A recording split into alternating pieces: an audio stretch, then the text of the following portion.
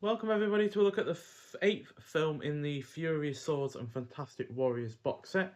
So the eighth film is 1970's The Wandering Swordsman. And yeah, this is a wuxia effort, clocking in at 108 minutes long.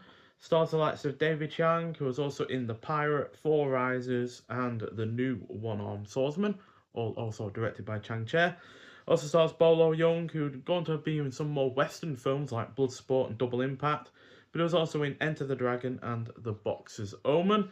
Also stars Lily Lee, who was also in Iron Bodyguard, a previous film in this box set, and Chan Singh, who was also in King Eagle, my current favourite film in this box set. So, The Wandering Swordsman comes across a group of robbers who plan to attack a convoy.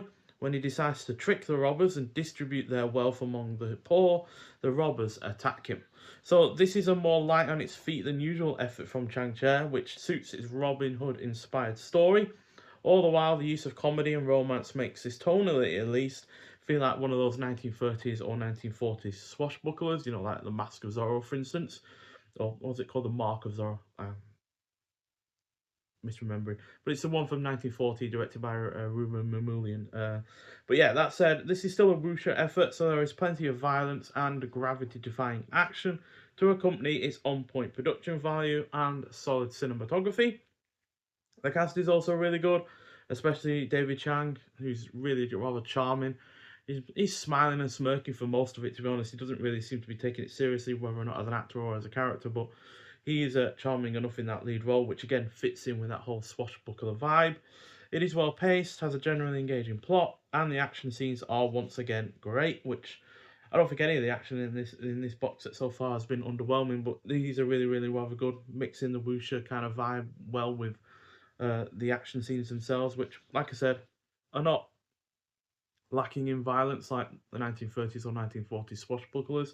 There is plenty of violence in this, blood spurts, cuts, injury detailing and such, but it's also the choreography that works well with the action as well. So yeah, overall a 4 out of 5. Not as strong of a film as I gave the Trail of the Broken Blade, which gave 4.5 out of 5, which is currently my second favourite of this release.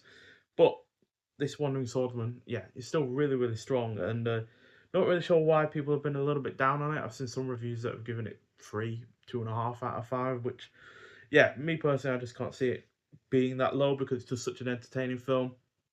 Charmingly performance. I like the different kind of tone that Chang Che's gone for with this. It's not overly serious. Yes, there's consequences. Yes, people die and such like that, but it's not a as overly serious as some of the other ones, and certainly doesn't have a confusing amount of characters or political wranglings or anything like that. So yeah, definite solid 4 out of 5, and yeah, so far one of my favourites in this release so far.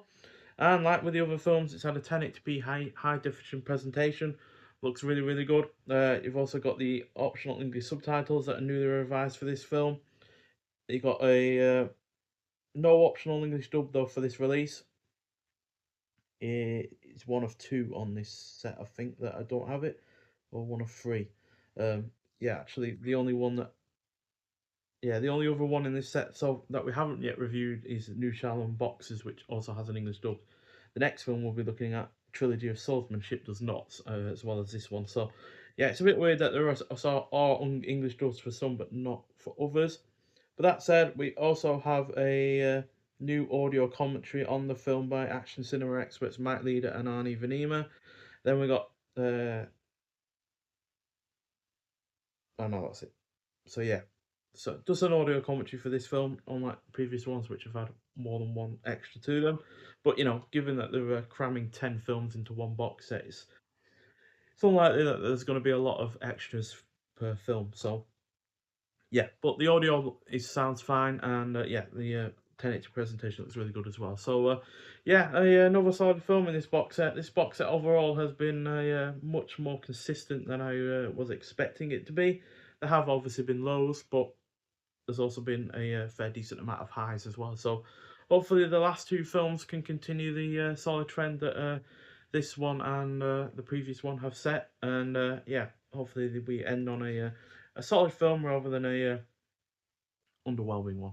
But nonetheless, thank you for watching. If you have seen this film before, I'd like to hear your thoughts on it, and I'll see you in the next one. Bye.